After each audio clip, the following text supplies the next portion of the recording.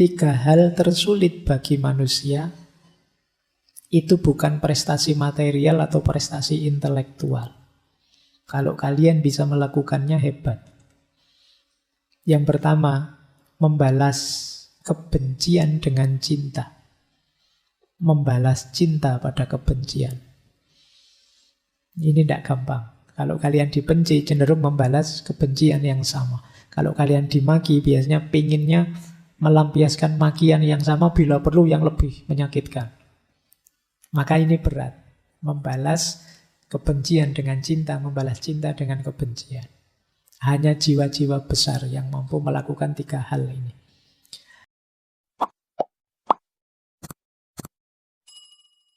Assalamualaikum warahmatullahi wabarakatuh.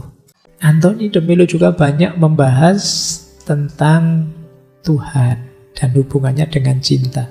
Cuma ini ada konsep yang menarik untuk bahan renungan teman-teman ya. Tuhan sangat mencintai kita. Berarti kita itu manusia, sangat indah dan sangat layak dicintai. Di masa lalu sering ditekankan betapa penyayangnya Tuhan sehingga Dia bisa mengasihi kita seperti itu. Tapi jarang orang menjelaskan betapa indahnya kita manusia sehingga Tuhan bisa jatuh cinta seperti itu pada kita. Dan keduanya benar. Kalau tentang cintanya Tuhan pada kita, itu luar biasa, sudah di mana-mana dijelaskan, tidak diragukan lagi. Tapi yang jarang orang memperhatikan adalah berarti manusia itu sangat layak dicintai, sangat patut dicintai. Oleh karena itu, apa ya pantas kita membenci orang lain, membenci sesama? Allah saja sangat mencintai kita. Bahkan minus perilaku buruk, jahat, bahkan kufur yang dilakukan manusia, buktinya Allah masih mencintai kita. Berarti seandainya dikurangi semua itu pun masih layak dicintai manusia itu sebagai manusia. Nah, itu kata Anthony de Mello, betapa indahnya manusia. Sayangnya ya banyak orang berpikirnya tidak sampai ke sini. Padahal manusia itu lovable, layak dicintai. Buktinya apa? Allah sangat mencintai kita. Kalau dalam tasawuf ini dilanjutkan, ya kalau kita ingin takholak bi ahlakillah, berarti ayo kita cintai siapapun dia. Nah, ini menarik sudut pandang dari beliau tentang cinta ilahiyah. Cinta ilahiyah biasanya melihat cintanya manusia pada Tuhan atau cinta Tuhan pada manusia. Kalau beliau melihat betapa indahnya manusia ya, yang sampai dicintai seperti itu oleh Tuhan. Nah, berarti apa? Ayo kita introspeksi diri kita, kita eksplor bagian-bagian indah dalam hidup kita, sehingga cinta Tuhan semakin dalam pada kita. Arah bahasanya nanti ke situ. Nah, ini ada menarik pandangan beliau tentang perubahan, cara mengubah diri jadi lebih baik. Mungkin teman-teman ngalami seperti ini. Jadi ini kalimatnya bagus dari buku Burung Berkicau. Aku sudah lama mudah naik darah. Aku serba khawatir, mudah tersinggung, dan egois. Setiap orang mengatakan bahwa aku harus berubah. Dan setiap orang terus-menerus menekan betapa mudah aku jadi marah. Aku sakit hati terhadap mereka, biarpun sebetulnya aku menyetujui nasihat mereka. Aku ingin berubah, tetapi aku tidak berdaya untuk berubah, betapapun aku telah berusaha. Aku merasa tersinggung ketika sahabat karibku juga mengatakan bahwa aku mudah naik pitam. Ia juga terus-menerus mendesak supaya aku berubah. Aku mengakui bahwa ia benar, meskipun aku tidak bisa membencinya. Aku merasa sama sekali tidak berdaya dan terpasung. Namun pada suatu hari, dia berkata padaku, jangan berubah. Tetaplah seperti itu saja. Sungguh, tidak jadi soal apakah engkau berubah atau tidak. Aku mencintaimu sebagaimana dirimu adanya. Aku tidak bisa tidak mencintaimu. Kata-kata itu berbunyi merdu dalam telingaku. Jangan berubah, jangan berubah, jangan berubah. Aku mencintaimu. Dan aku menjadi tenang. Aku mulai bersemangat. Dan sungguh mengherankan, aku berubah. Sekarang aku tahu bahwa aku tidak dapat benar-benar berubah sebelum aku menemukan orang yang tetap akan mencintaiku, entah aku berubah atau tidak.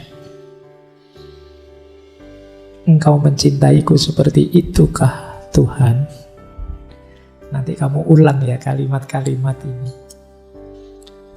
Jadi kadang-kadang ketika kita di-pressure orang habis-habisan, kita tiap hari kan digempur dengan nasihat ini itu, dari ustadz ini itu, disuruh begini, disuruh begitu, dan kita terombang-ambing. Kita tahu kok nasihatnya itu baik, kita juga tidak bisa jawab, tidak bisa membantah, tapi kok ya sulit mengubah diri kita. Akhirnya pelan-pelan kita stres sendiri, tidak berubah. Maka di pandangan Anthony de Mello ini ada rumus. Justru kadang-kadang ketika ada orang mencintai kita, mendukung kita, menerima kita apa adanya, kita berubah. Kalau ada teman bilang begini misalnya, tidak apa-apa kok mas, sampean sholatnya masih bolong-bolong, tidak saya benci, tidak saya tinggalkan, kita masih sahabatan, santai sajalah, nyaman sajalah, dinikmati sajalah. Itu kadang-kadang membuat kita justru tergerak untuk jadi lebih baik. Ya saya sholatnya masih bolong-bolong, tidak enak sama temanku ini. Terus kita malah tergerak lebih mudah berubah. Tidak apa-apa kok kamu cerewet, aku masih temanmu, aku tetap akan sayang padamu secerewet apapun kamu. Itu biasanya kita pelan-pelan ngerem sendiri untuk tidak terlalu cerewet. Ini rahasia menarik tentang perubahan. Justru tergerak kita untuk berubah saat dicintai, bukan saat dimarahi, dinasehati, dikritisi, dan lain sebagainya. Nah, kita tarik lebih tinggi teori ini. Mari kita sadari bahwa mungkin kita tidak ketemu orang yang mencintai kita dan mendukung kita tadi. Tapi ayo kita sadari, Allah pasti mencintai dan mendukung kita. Masa dicintai manusia saja membuat kita tersadar mau berubah? Apalagi kalau kita sadar Allah sangat mencintai kita. Sayangnya kita sering melupakan variabel Allah tadi. Makanya kalimat terakhir itu, engkau mencintaiku seperti itukah Tuhan? Mohon maaf aku lupa. Kenapa aku harus menunggu cinta dari orang lain? Wong cinta darimu akan selalu hadir. Jadi mari kita berubah jadi lebih baik, lebih positif dengan kesadaran Allah selalu mencintai kita. Ada tips menarik tentang melanggengkan cinta. Di salah satu kisah beliau ada pertanyaan begini. Sepasang suami istri yang baru menikah bertanya, apa yang harus kami lakukan agar cinta kami bertahan lama?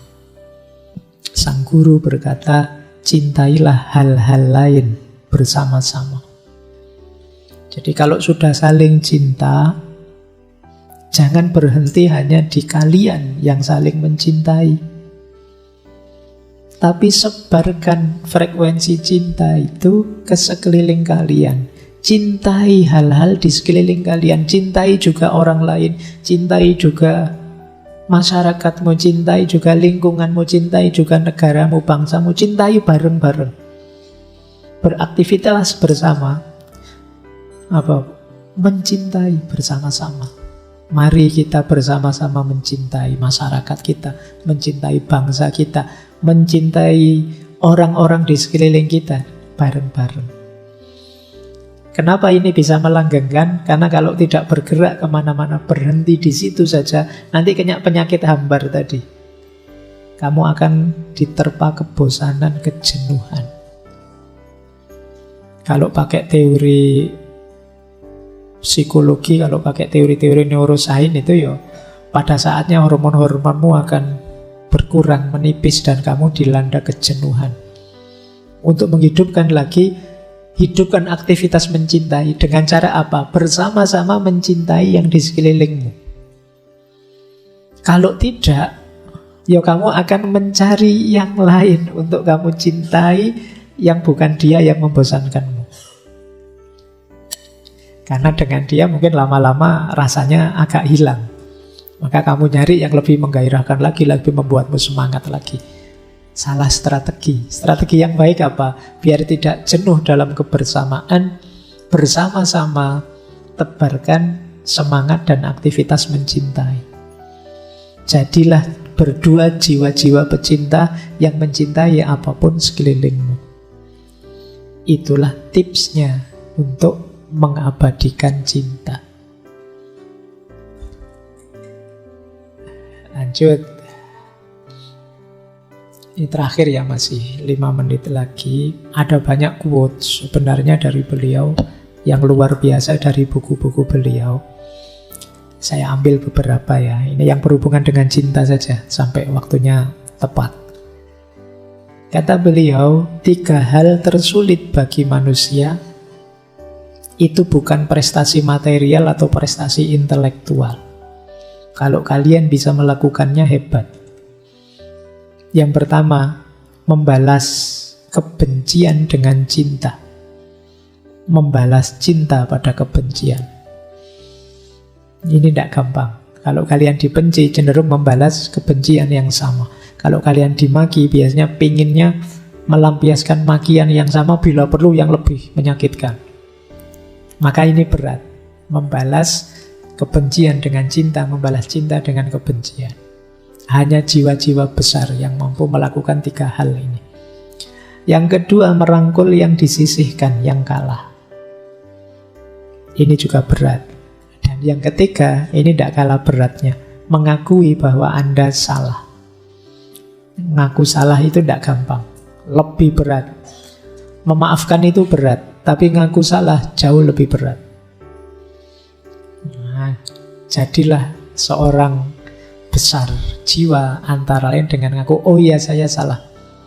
Biasanya kita itu kalau salah cari alasan untuk meringankan beban bahwa saya tidak terlalu salah, wajar dong manusia kan.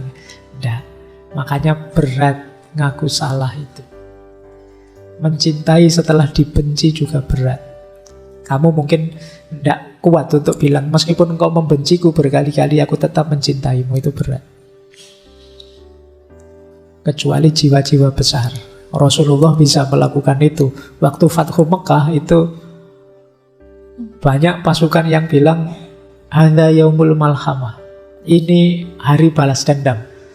Sudah bertahun-tahun kita dianiaya, dizolimi. Sekarang saatnya balas dendam. Tapi terus dilarang oleh Rasulullah, jangan teriak-teriak begitu, tidak pantas. Teriaklah, hadza yaumul marhamah. Hari ini hari kasih sayang. Jadi ini membalas cinta kepada kebencian. Dan hasilnya dahsyat. Cuma ya memang berat. Kita itu sangat ahli belakangan ini kalau musuhan. Tapi diajak dekat berat. Oke, ini wisdom ya. Jadi mencintai itu kalau di titik ini juga berat. Merangkul yang disisihkan dan ngaku salah. Kadang-kadang pada yang kita cintai sekalipun kita tidak mau ngaku salah. Aku harus selalu benar. Yang pertama itu. Yang kedua, hubungan apapun pasti memerlukan 2 hal. Kejelasan persepsi dan keakuratan respon. Engkau akan lebih mudah merespon secara akurat jika engkau memahaminya dengan jelas. Ketika persepsimu terdistorsi, kemungkinan besar engkau tidak akan merespon secara akurat. Kuncinya hubungan 2. persepsimu, pemahamanmu terhadap yang kamu cintai, dan tindak lanjutnya, responmu. Yang saya cintai itu seperti apa dan apa yang harus saya lakukan. Kuncinya ini. Sayangnya seperti tadi, banyak orang mencintai itu tidak mau melihat yang dicintai. Yang dilihat hanya ideal-ideal, prasangka-prasangka yang ada di kepalanya. Itulah mengapa beliau bilang, how can you love someone whom you do not even see? Gimana kamu bisa mencintai orang yang kamu melihat saja tidak pernah? Kamu hanya mikir egomu saja, prasangkamu saja, keinginanmu saja. Kamu tidak pernah membaca dia secara lebih sungguh-sungguh. Gimana kamu bisa disebut mencintai kalau seperti itu? Jadi kuncinya ada di situ. Terakhir, kenapa sih Pak kok tidak boleh cinta dengan pamrih ini, dengan pamrih itu, dengan keinginan ini, keinginan itu? Karena kalau ada banyak keinginan, banyak pamrih, biasanya kita tidak maksimal menjalankannya. Kata beliau, saat seseorang memanah, menembak tanpa hadiah tertentu, dia memiliki semua keahliannya, sepenuh hati dia lakukan. Tetapi ketika dia menembak untuk memenangkan medali perunggu, dia lalu gugup. Ketika dia menembak untuk mendapatkan medali emas, dia lalu buta. Tidak bisa lihat satu sasaran, karena sekarang sasarannya dua, hadiah sama panahnya. Jadi dia tidak fokus. Keahliannya tidak berubah, tetapi adanya hadiah memecah perhatiannya. Serius, dia lebih memikirkan kemenangan daripada memanahnya, menembaknya. Dan keinginan untuk menang menghabiskan kekuatannya. Ya contoh sederhana ya, kajian-kajian seperti ini mungkin membuat kalian lebih mudah menangkap, lebih mudah menerima, lebih bisa dapat sesuatu mungkin dibandingkan di kelas. Kalau sedang kuliah, di kelas fokusmu terbagi. Yo mikir nilai, yo mikir ijazah, yo mikir lulus cepat, yo mikir. Jadi akhirnya kalau kamu baca buku, ini nanti ditanyakan dosen aja, kalau tidak ditanyakan sudahlah, tidak usah dibaca terus. Jadi gitu terus. Kamu milih-milih, kamu fokus pada target-target yang tidak penting. Akhirnya perhatianmu pecah. Akhirnya apa? Tidak bisa memberikan yang terbaik. Dalam hal apapun, termasuk mencintai. Mencintai itu kalau terlalu banyak target, keinginan, sampingan di luar cinta itu sendiri, ya perhatianmu terpecah kemana-mana. Kalau perhatianmu terpecah, kamu tidak bisa melakukan yang terbaik. Ya kalau perhatianmu terpecah dan tidak bisa melakukan yang terbaik, hasilnya biasanya terus tidak cocok dengan keinginanmu. Seperti manah tadi, akhirnya juga tidak kena pada sasarannya. Dan terus yang kamu salahkan cintanya. Cinta itu memang sumbernya penderitaan. Cinta itu memang menyakitkan, cinta itu memang pahit. Itu sebenarnya karena kitanya sendiri. Cintanya tidak tulus, penuh pamrih, diwarnai keterikatan dan ketakutan-ketakutan. Akhirnya kita tidak dapat apa-apa dari cinta. Yang kita dapat hanya habis biaya, habis tenaga, habis waktu, dan lelah. Itulah pentingnya ketulusan. Ketulusan itu berarti kita jernih, tidak ada pamrih apapun selain kebaikan yang kita lakukan. Ketika hanya itu, maka lebih maksimal upaya kita. Tenaga kita tidak kepecah kemana-mana, hanya pada tujuan utama tadi. Itulah rumusnya tulus. Jadilah orang yang tulus, jadilah orang yang ikhlas, justru keinginanmu akan banyak tercapai. Misalnya kalian kerja, yang kamu pikir hanya bagaimana saya bekerja versi terbaik saya. Pada akhirnya mungkin kamu naik pangkat, mungkin gajimu naik, itu jadi efeknya. Tapi kalau sejak awal targetmu hanya gaji naik atau naik pangkat, ya kamu kerjanya milih-milih, tidak memberikan yang terbaik. Pada akhirnya mungkin atasanmu tidak berminat untuk nambah gajimu atau menaikkan pangkatmu. Jadi itu dibalik rahasia kenapa ikhlas itu justru penting sebagai strategi untuk mewujudkan kebaikan-kebaikan kita.